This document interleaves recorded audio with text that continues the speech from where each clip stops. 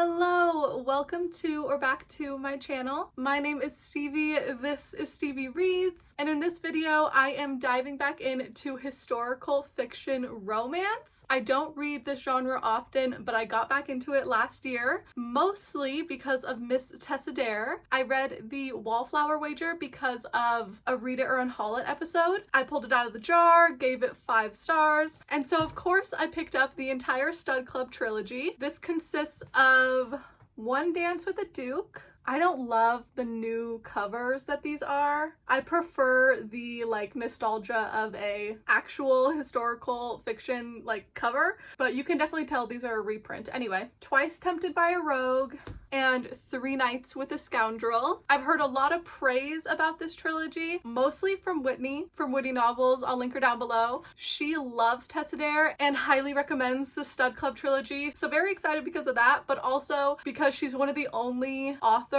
of this genre that I've read and given a 5. Anyway, obviously we're going to start with the first book, One Dance with the Duke, and I do have the audiobook for this, so it's Friday morning right now. I'm about to go into work and I will start this on my way in, but I don't even know the tropes or the characters, and I always read the first line with you, so I'm gonna read the back. Okay, so the Stud Club is an actual thing, and our main Duke, Spencer, is a member of the exclusive organization. He's also the 4th Duke of Moreland and a reclusive horse breeder. So, kind of random. He's a part of this secret organization, but he's also just a shy horse breeder guy.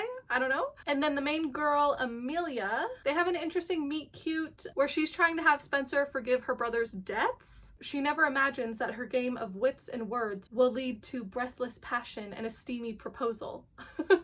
Still, Spencer is a man of mystery, perhaps connected to the shocking murder of the Stud Club's founder. Huh. I didn't think the Stud Club would be an actual club, but okay. Let's read the first line. Chapter 1, London, June 1817. Blackberry glaze. That's literally the first sentence. Blackberry glaze. Biting the inside of her cheek, Amelia D'Orsay. Sorry, that's it. I'm getting hung up on her last name. Suppressed a small cry of jubilation. Okay, that didn't give us a whole lot, but I'm still gonna get this started today, and I will let you know when I'm halfway through what I'm thinking. This book is 384 pages. 384 isn't bad when the pages are this tiny. And yeah, it's gonna be an interesting one because I don't read this genre a whole lot, and now I'm gonna read 3 back to back. So we'll see how this goes. Saturday morning, and I need to make this quick because we are about to go grocery shopping. But I am halfway through One Dance with the Duke, up to chapter 12, and oh my god, this is so angsty and amazing. The trope is arranged marriage. She's trying to convince the Duke to forgive her brother's debts and ends up in a very quick marriage with him. But it's also reminding me of the other Tessa Dare that I adore, The Wallflower Wager, because both of these dukes believe they're never gonna find love, but they have a legacy, so they want to just settle down, have an heir, and both of these heroines want actual love and respect from their husbands. Crazy concept. And it's just breaking down the Duke. Especially in this one, we are getting to go into Spencer's head, and he doesn't even know how down bad he is, but he is in love. And yeah, it's Saturday morning, so I have the entire rest of the day and I'm going to finish this. But it's also cool because we're meeting the characters for the other couples in the 2nd and the 3rd book. So very happy. I'm just going to binge them all back to back, but oh my god, this first one, I cannot stop listening. I just want them to get together already. Later in the day, it is Saturday night and I just barely finished One Dance with the Duke. I haven't even marked it as finished on Goodreads or anything because I don't know what to rate it, but clearly it was a very addicting read. Listened to the audiobook in 2 days, so I think it was an enjoyable story, and I was definitely swooning at the romance. It was just the plot that was in the book. Not that there was a whole lot of it to begin with, but her brother's drama and his cousin, who he's the guardian of her, so he feels responsible for her, takes care of her. She had a bunch of drama going on, and I mean, it made the characters more realistic, but I didn't care about those side characters at all. But I think 4-star feels right because I really enjoyed it, but I wasn't swooning, giggling like I know I can be when I'm reading a Tessa Dare. So anyway, going to land on a 4-star, but this is definitely a book for the horse girlies as well, because the hero Spencer cares more about horses than people. He's a very antisocial, gruff man. It also just felt a little bit rushed. Like the last 50 pages, so much wrapped up, and I would have loved to see a little bit after, but anyway, book 1 is done, and it's only like 8 o'clock right now, so I do think I'm gonna get started on the second book, Twice Tempted by a Rogue. But yeah, I don't have the audiobook for the second or the third one, so I'm gonna be reading them physically, and I don't know how much I'm gonna get read tonight. Since I just finished this, I kind of want to hang out for a minute. I can read a couple of chapters. Chapter 1. Rhys St. Maur, newly Lord Ashworth, was a broken man. Literally. Interesting. They're referring to broken bones, but we did meet Rhys in the first book. He's kind of a friend to Spencer, more of an acquaintance, like they're both members of this stud club. And the stud club, we find out in this, is referring to horses, like stud horses anyway. And at the beginning of this story, Rhys returns to his ancestral home where he is reunited with a beautiful innkeeper, Meredith, who I guess he knew from childhood. So this is maybe like a second chance romance, or, you know, childhood friends to lovers kind of thing. And she is a widow. Okay, I'm gonna get this started tonight. I'll let you know when I get halfway. Hopefully that is tomorrow on Sunday. I'm gonna try to do as much reading as I can, but thankfully these little mass market paperbacks go by so quick, and at least so far, I'm not burnt out on the genre yet. Okay, daylight savings happened, so it's not as bright in front of this window as it normally is at 8 a.m. But I have to leave for work in like 10 minutes, so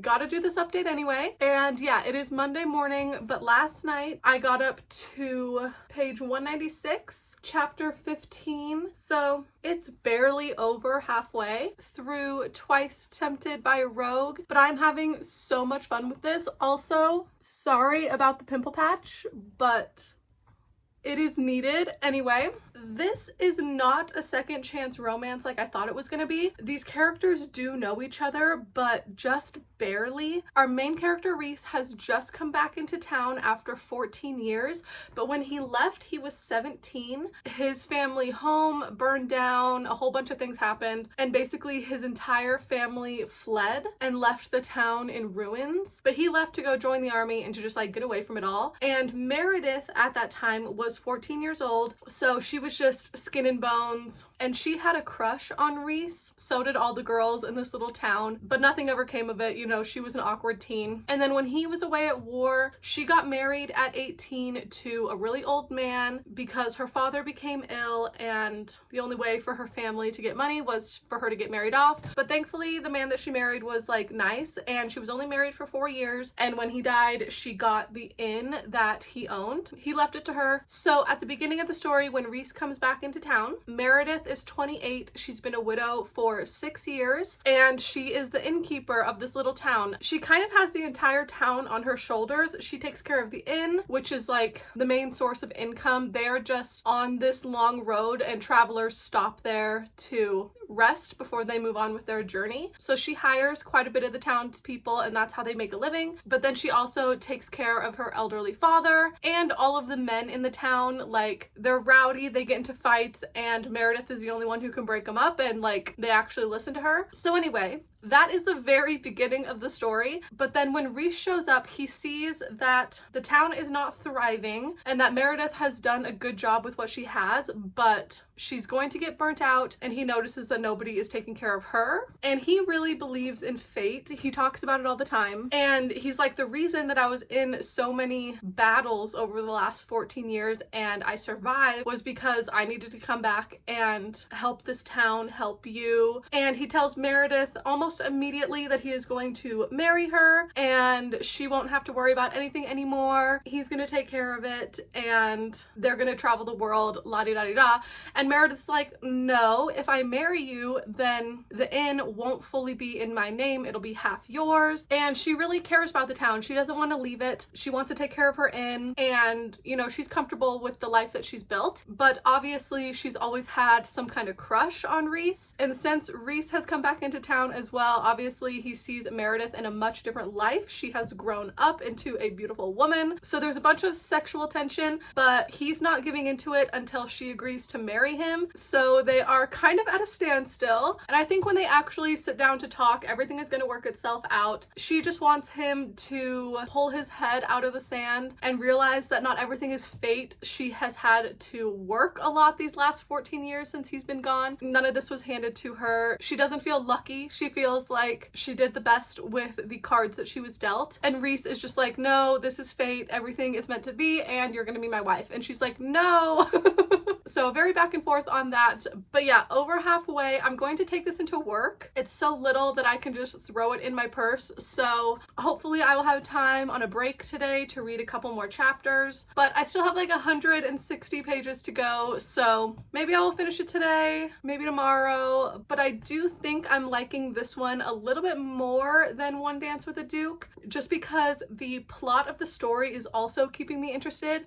It's reminding me of Act Your Age, Eve Brown by Talia Hibbert, because in this one the two main characters are like building a B&B, and it just has that energy of like a cozy cottage and all the little side characters. So I don't know, maybe I just like the trope of like building an inn or a B&B as a part of a romance plot. But anyway, I gotta go into work, but I'll be back when I finish the second one. Hello, good morning. It is Wednesday morning right now. I finished Twice Tempted by a Rogue last night and immediately gave it a 5-star.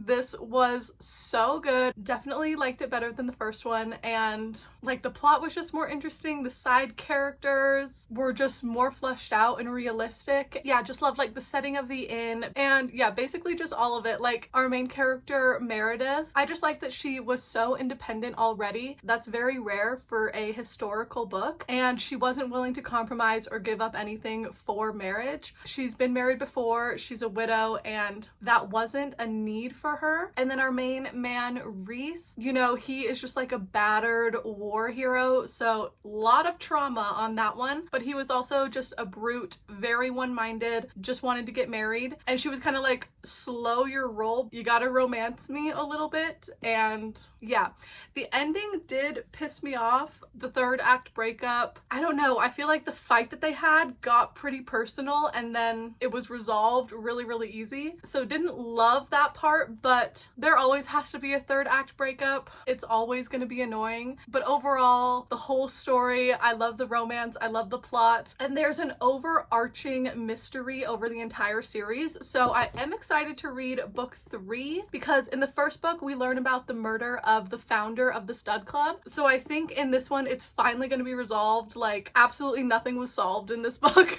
And we know the main characters in here already because we've met them. Specifically the hero of the story, Julian Bellamy. He's the bastard son of a nobleman, and he has just been like the player boy the whole time, ravishing the ladies and plotting the ruin of all the lords. And then she has loved Julian forever, and I believe she is Leo's sister, and Leo is the one who died. So Julian feels responsible for her as a member of the stud club, and he wants to see her married off, but Lily is like, no, I want to marry you. It says his insistence on marrying her off only reinforces her intent to prove that he is the only man for her.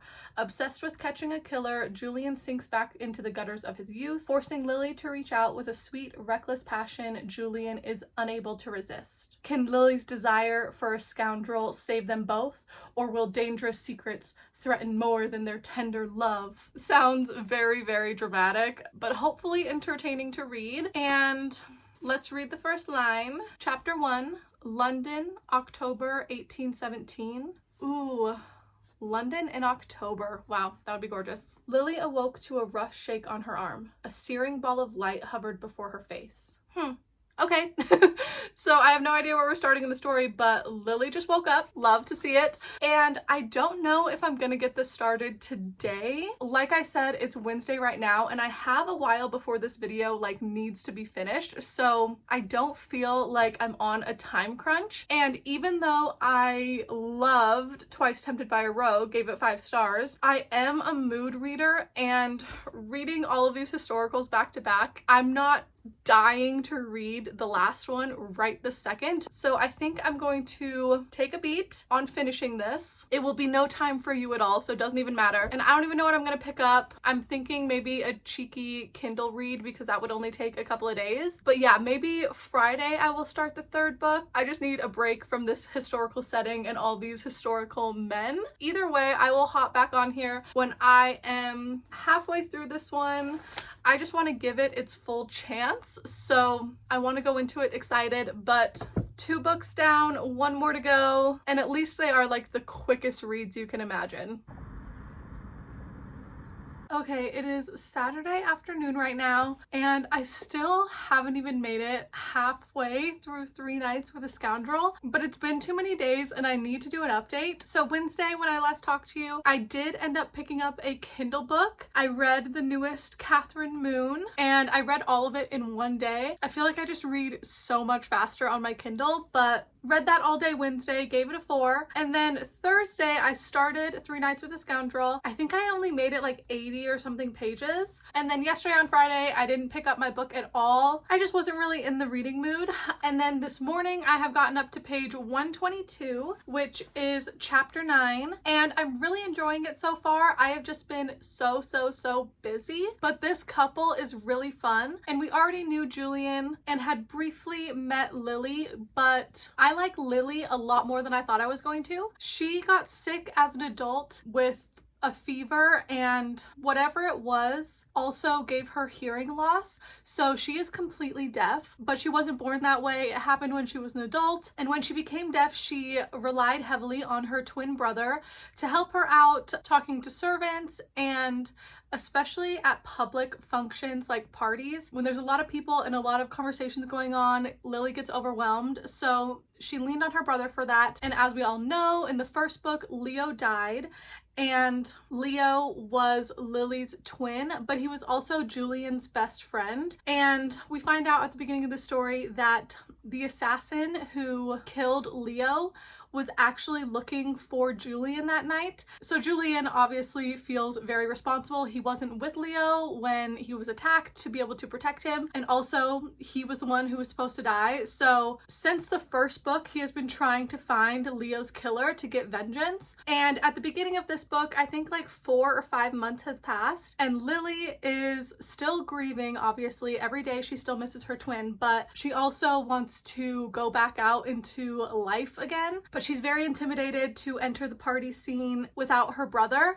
So she asks Julian to help her, and they strike a deal that he'll help her for 3 nights. So hence the title of the story. But Julian has been in love with her forever, and vice versa. Like, Lily has always been obsessed with him, but Julian is kind of a man whore. He has slept with every woman in London, including the married ones. Just an absolute player, and it's so cute. Like, because she's deaf, when she's not looking at his lips and he knows that she can't hear him, he gives her compliments like, "You are the most beautiful woman in the world," and he just tells her all the time how much he likes her, but only when she's not looking at him and can't read his lips. And yeah, it's just really cute. I like the brother's best friend trope too.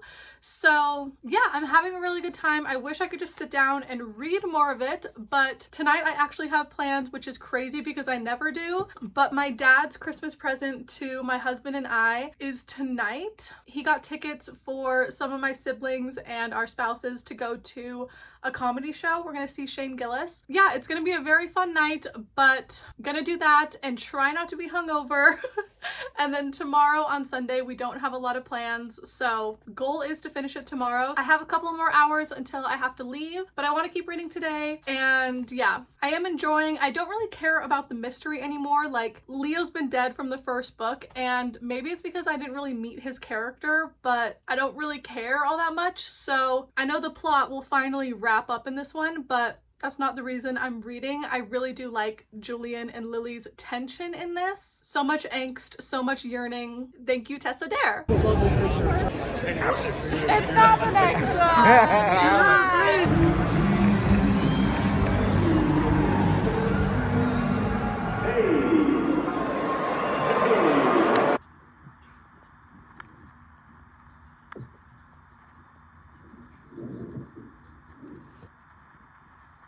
Okay, Sunday night, and I did end up finishing 3 Nights with a Scoundrel. Took me most of today, but I finished this book, finished this whole series, and I really loved this couple, Julian and Lily. So sweet, so romantic, and yeah, I just really liked them as a couple. The mystery wrapped up in this one, and it took up quite a bit of the plot, so much so that by the end I was just like reading through those bits as quick as I could because I don't really care about the mystery in this series, and even the way that it wrapped up pissed me off a little bit. And I don't want to get spoilery, but I don't love the reasoning that Leo was killed. Overall, as a book, I'm giving it a 4, and I think that's why the second book is my favorite, because it dealt with the mystery plot the least. It was barely in here, just a little bit at the end when Julian showed up to get Reese's help to like interrogate some guys,